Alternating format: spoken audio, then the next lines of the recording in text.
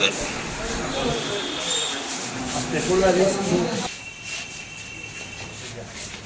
বাচ্চাগুলোকে তুমি মারলা? কেন মারলে?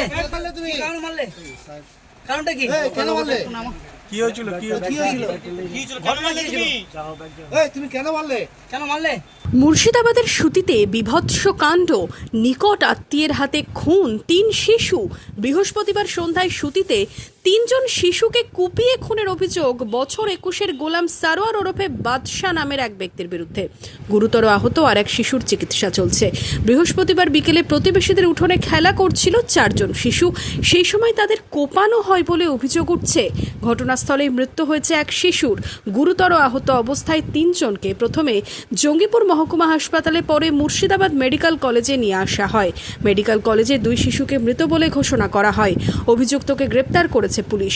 কেন এই কাণ্ড ঘটালো অভিযুক্ত, তদন্ত করে দেখছে পুলিশ।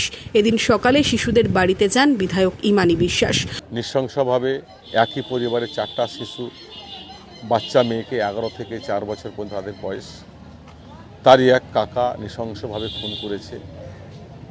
এই খুনের সকলেই আমরা বলবো পরিবারের তরফ থেকে সে শাস্তি যেন উপযুক্ত শাস্তি পায়, সে বেরিয়ে আসার উপযুক্ত যেন না হয়, আমি পুলিশ প্রশাসনের কাছে দৃষ্টি আকর্ষণ করছি এবং সম্মানীয় আমাদের পশ্চিমবাংলার যিনি সিএম সম্মানীয় শুভেন্দু অধিকারী মহাশয়, তিনার কাছেও দৃষ্টি আকর্ষণ করছি।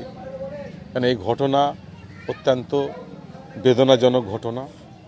আমরা তাদেরকে ধিক্কার জানাই যিনি করেছেন, এবং এই পরিবারের পাশে আমরা আছি, সকলে আমরা থাকব। আমাদের সিএম শুভেন্দু অধিকারী মহাশয়কে আমি জানাচ্ছি। শুক্রবার ধৃতকে 7 দিনের হেফাজতে চেয়ে জঙ্গিপুর কোর্টে পাঠায় পুলিশ।